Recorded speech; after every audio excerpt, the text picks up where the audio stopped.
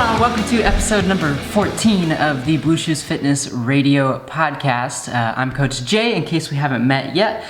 Today I have a super fun, super helpful, super practical episode for you that's going to be a list of 7 things that you should do before 2021. If you're watching this in the year 2021 or beyond, this will work well any time of the year. But especially as we get into the last couple weeks of the year, a list like this of things that you should do in preparation for something new, in preparation for a new year, a new season of life, a new anything that's going on. This is going to be a really awesome list for you. So we're just going to get right into it. As usual, if you know anything about this podcast, there is no fancy transitions or sponsors or anything like that. If you're watching this on YouTube, you notice that there is no laundry in the background. There typically is something exciting going on back there, so laundry or toys or whatever. But anyway, so we got a clean background, we got a clean slate heading into this episode, just like the new year, which is what is the purpose of this list. So let's get right into it. 7 things that you should do before 2021. The very first, so hold on, let me start fresh here. So the idea behind this episode is, and you know me, I'm a fitness and nutrition coach. I'm looking at my list here, and none of them have to do directly with your workouts. None of them have to do directly with eating fewer calories or eating more protein or things like that. All of this is designed to make your overall experience, your day-to-day life, that much easier and more simple to navigate. I think a lot of the times we tend to put a lot of obstacles in our own way, in our own path, unknowingly sometimes. And that is not really helpful when it comes to goal setting and when it comes to achieving what's really important to you, whether that's fitness or otherwise.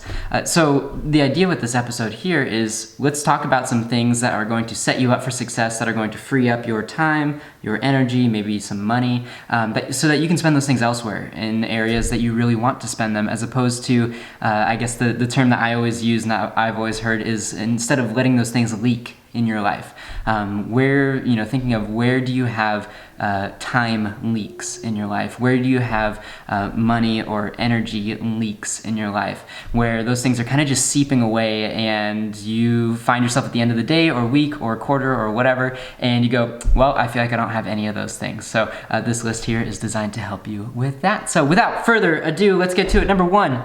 This is perhaps the most important of these, and I think the one that tends to slip our minds the most often. Unsubscribe from anything that is not serving you well. In particular, email lists. If you have subscribed to any kind of email list that you go, you know what, I get a bazillion emails from them, and I never read a single one, or when I do read them, they are just terribly boring or unhelpful or always just trying to sell me something.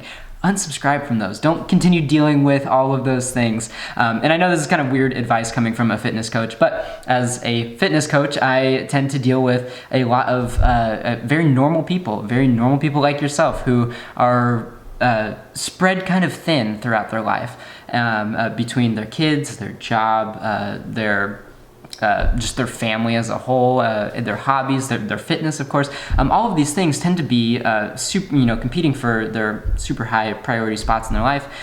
You do not need to be dealing with just junk email all the time. So unsubscribe from those lists so that you don't have to deal with any of those. Next time you get an email from someone who you really don't care about their emails, if that's even my email list, if you're on my list and you get my emails that come out like once every 3 or 4 weeks, I'm gonna try to get better at that, make them a little bit more frequent. But if you find those to be completely unhelpful, which I doubt, if you find that they are just always pushing products and services on you that you don't want, which I also doubt because I don't do much of that, feel free to unsubscribe. If that's being a distraction or obstacle in your life, unsubscribe the heck out of anything in your life that is just that you're not getting anything out of, you're not getting any value out of it. So, and that will further leave room for things that you do find value in, to where you go, hey, I'm excited to see that weekly newsletter or that, monthly video or whatever it is. You'll be a little bit more attentive to those kinds of things. All right, that's number 1.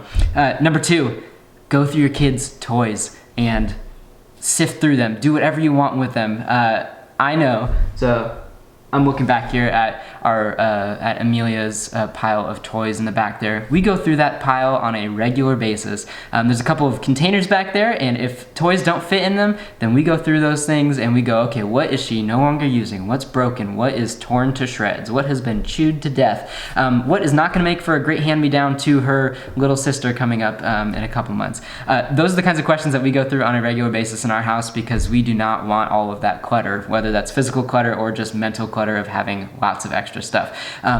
Maybe you can relate to this. Maybe if you have young kids like I do, you can relate to just having toys everywhere all the time. If that's a distraction in your life, if coming home to a clean house is important to you, whether that's after your day of work, whether that's just walking into the next room and not being so distracted and torn apart by all of the clutter that's going on. Going through your kids' toys is a good place to start. They will not notice the old ones missing, the broken ones gone and thrown away or donated or regifted or whatever. So if that's you, make that a priority. Take a second, think about in your head, is my house cluttered with my kids' toys? Look around. If you say yes, do something about it. And both of these things that we've gone through so far belong on this before 2021 list because you want to set yourself up for the new year, which there's nothing inherently special, I guess, about the new year as far as a new beginning goes. You can get a new beginning any day of the week and any time of the day. You don't have to wait until an entire day is gone or done to go, you know what, I need to start over, and whatever that looks like in your life. I tend to work with a lot of people who have that mindset when it comes to their diet in particular. Sometimes their workouts too, where they go, you know what, today is ruined and I'm going to start tomorrow, or this week is ruined, I'm going to start next week, or this whole year, 2020, it's gone, dead and gone, and I'm not going to start till next year. Don't do that to yourself. Get yourself a good head start. Get some momentum running into the new year on all of these different levels here. So far we've talked about your email, we've talked about your kids' toys, which really it's bigger than those two things. It's the idea of clutter and dealing with things that you really don't care about or that's not helpful in any way. The third thing that we're going to go over here is get your car washed and detailed. This is something that I have only recently realized from a personal experience point of view. This is something that I would probably tell people, yeah, this is totally worth it all the time, the few bucks that you spend to get your car cleaned out, inside and out, but not something that I have done much of until recently, and we got both of our cars cleaned inside and out, and it feels great. And even if you're doing it yourself, if that's therapeutic, like for me, it's therapeutic to go out in the driveway and just wash the truck and vacuum out the inside and get all the Cheerios and crumbs and everything out of the car. Lots of Cheerios and crumbs, by the way. So if that's therapeutic for you, make that a habit, make that a priority. But even if it's not, even if you just spend a few minutes and a few dollars to go and get your car cleaned, maybe you spend a lot of time in your car, whether it's commuting for work or taking your kids to and from activities, or we spend a lot of time going to and from church and Bible studies and our friends' houses and things like that. So those kinds of things can make a big impact on the subconscious side of getting rid of that clutter. So if you haven't thought about that in a while, think about that. Think about getting your car cleaned inside and out. It feels real good to do that on a somewhat regular basis. You don't have to be all obsessive about it or anything like that. But that is just another way of reducing some of that mental and physical clutter. For us, it was lots of Cheerios, lots of Teddy Grahams, lots of veggie straws. We go through a lot of those in our house. Between the three of us, we all eat a lot of them. So lots of crumbs, get rid of them, get rid of the crumbs. All right, number four. Number four is to get yourself a slow cooker. If you don't already have a slow cooker or a slow cooker type device, okay, I'm going to change my answer. This is the most important tip on the list. That's not true. The next three are pretty important too, but this might be the most practical, immediate tip on the list. When it comes to eating at all, much less eating healthy, think about the kinds of obstacles that keep people from doing that. A lot of times it's a matter of the cooking and the cleaning side of things. And on those two fronts too, you also have, it's the effort that's required, it's the time that's required, it's even the skill that's required. Not everybody knows how to cook all the things that they want to eat, and that can be a really big obstacle if you've never thought about that before. Maybe that's because you are a great cook and you've always been one, or maybe it's because you just haven't really thought about that. But a lot of the things that we want to eat or like to eat, a lot of people just don't know how to make it, or they don't have the equipment to be able to do that. And so this tip here, I am a huge advocate of slow cookers, and this includes your slow cookers, your pressure cookers, your rice cookers, whatever you want to call them, anything that you can just dump in some food, whether it's raw or par cooked or whatever, and then you just hit a button and you just walk away for like 12 hours. That's what I'm talking about here. It will change your life from the cooking and the cleaning side of it. When it comes to meal prep as a whole, and whether that's, making this huge week-long spread of meals, or if that's just making something, dumping in the ingredients at the beginning of a day to come back to a hot dinner that's ready at night. Whatever your goal is with this here, something like this can go a long way with making it very, very easy, like super easy, to the point where you can just go grocery shopping and put your ingredients directly in. There's no middleman here. You can take your raw chicken and raw vegetables and just toss them in, hit a button, and you're good to go. If that sounds like something that would be helpful for you, I would recommend anything. There's no specific recommendation here. Get started with something that's easy here. And again, these tips are not really about the specific minute things that we're talking about. This is about the bigger picture of reducing the clutter, of making things easier and more simple, and reducing the friction on things that might be holding you back from your goals of some kind or another. In this case, it's not about a slow cooker, right? It's about creating a system and having things around your house, around your kitchen in particular. I'm facing the kitchen, that's why I'm pointing at that. Having things around the house that are going to make the things that are going to help you toward your goals easier to do and less friction to approach. So something like a slow cooker is something that a lot of my clients find a lot of value in. I will tell you that the rice cooker over in the cabinet over here, we got it at a garage sale for $5 whole, and we have used it on a almost weekly basis for like 5 years, and it is the best $5 investment I've ever made in my life. I can pretty safely say that. We just use those things all the time.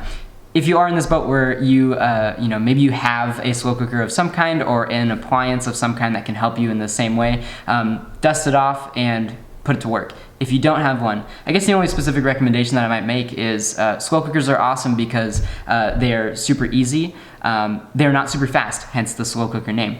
If you want a slow cooker that is not as slow, think of something like a pressure cooker. Something like an Instant Pot, for example, is going to have all of the same benefits of a slow cooker, except it'll like cut the time in half or reduce it by 60 or 70 or 80%. So if you're in the market for that, I don't have any links or anything like that. You can look up an Instant Pot or pressure cooker yourself. But that is something that I would definitely recommend from everybody that I know that has one. They love it. I love my slow cooker. It takes a long time. I'm not usually in a rush to eat dinner at the beginning of the day. So take that as you will. Number 5. This one is legitimately the most important question, the most important tip on this list here, and I will not go back on that. This is the most important tip here, and it is a question. It's a self-reflection question that if you haven't asked yourself this in a while, it might be a good time to do so. There's never a bad time to do this. You can ask yourself this question as frequently as you'd like, and really digging deep into your true answer to this will change your life. And the question is, if you're asking yourself, how is my relationship with God? How's my relationship with God? That is such an important question to ask yourself on a regular basis. I'll say I'm not gonna tell you daily or weekly or monthly, because that is legalism at its finest there. This is not about trying to put a number to it. It's a matter of regularly assessing your relationship with your Creator and Savior and best friend and beloved. This is talking about God and Jesus and the Holy Spirit and how your relationship is with all three of them. This is something that we try to, so my wife and I help lead a Bible study for our church. It's a young married couples Bible study Most of us have 1 or 2 kids. They're all under the age of 3, I believe, and so we're all kind of in the same boat where we're in a relatively similar stage of life. And this is a question that we try to regularly bring up either in this exact phrasing or in some version of it, of making this a regular part of our conversation with our friends and family and coworkers and all of that kind of stuff, because it's really easy to go through life without really thinking much about that. And if you've kind of just been assuming that you are in the right with God and that you haven't been or that you have been just kind of drifting in the right direction, I'll tell you that in my experience and in the experience of many friends and family members, that you typically don't, and I'm gonna say pretty much never, accidentally drift toward God. That's not really how that works. If anything, if you're not really applying yourself to that relationship, just like any other relationship, you are probably unintentionally drifting away. And that is not going to be helpful for you. It's not going to be helpful for anyone around you. And so that is legitimately the most important tip on this list, is asking and answering, how is your relationship with God? So maybe even pause this podcast if you need to.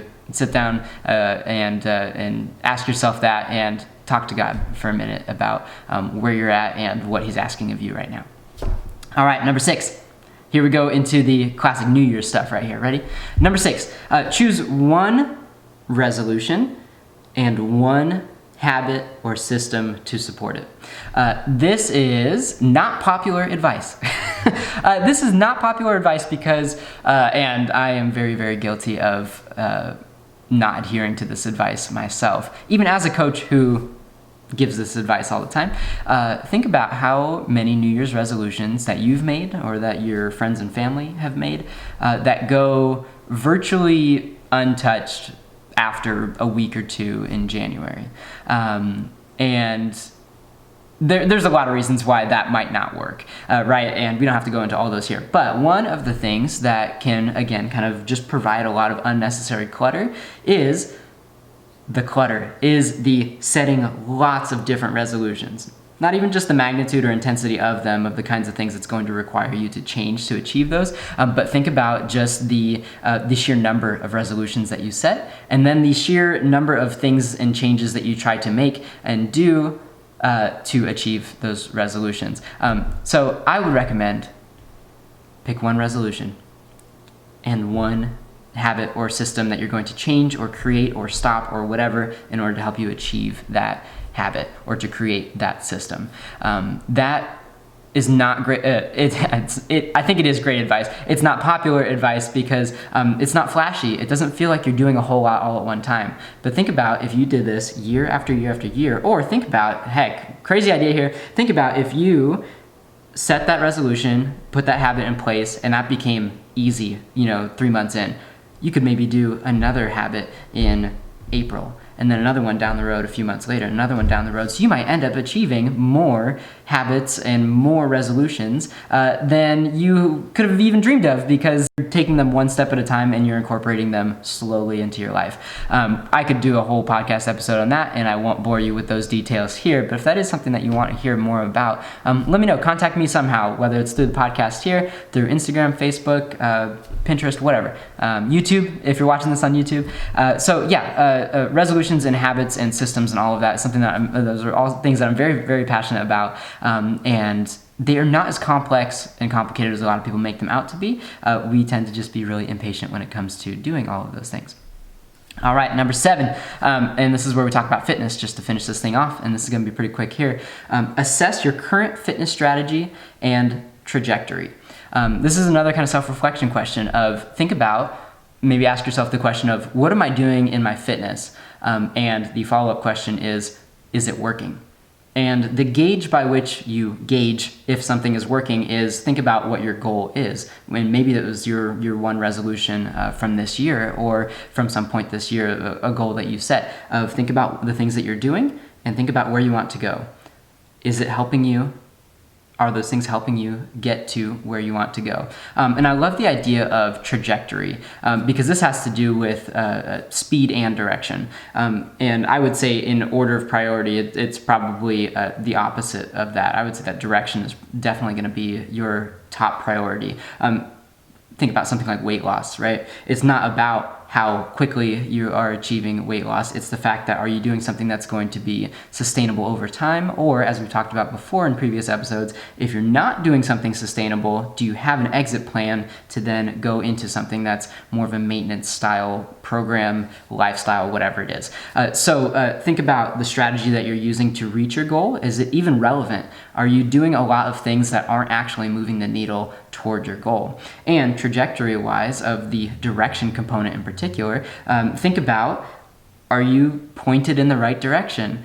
If you are trying to lose weight and you're spending all of your time and energy and money on detox, products, teas, whatever, foods, diet this, sugar-free this, all of these joy-sucking and really not helpful things for your life, if those things end up being more of an obstacle than something that's helping you, that might be a good place to assess and to go, okay, this is not working.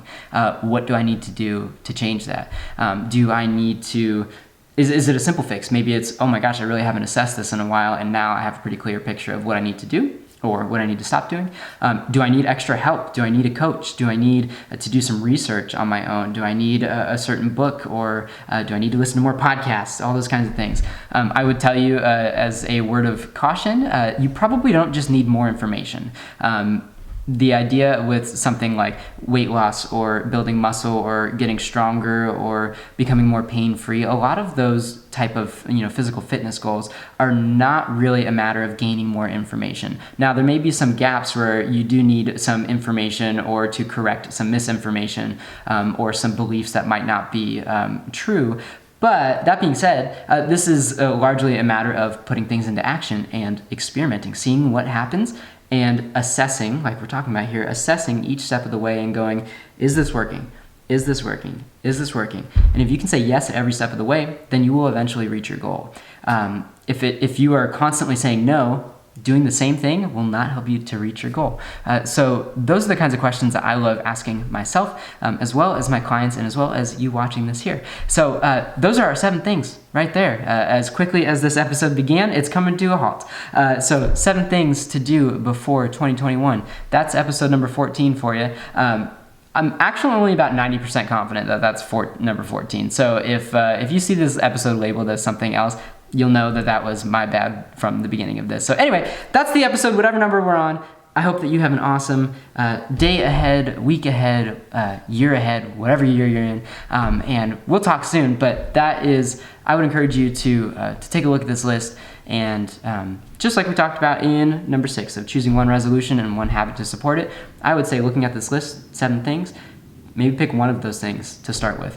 Start with your emails, start with your kids' toys, start with your car, start with your fitness habit, whatever. Start with one thing, get that on lock, and then move on to another thing and lock that down and keep going down the list until you've hit all 7 of these, or maybe you've added some of your own, or maybe some of these aren't applicable to you. Do whatever you need to with this list, and I hope that this was helpful and that you get something out of it that you can go, okay, I'm confident that I have my next action step ahead of me. So that's what I got for you for today. I hope that you have an awesome day ahead, and we'll talk soon.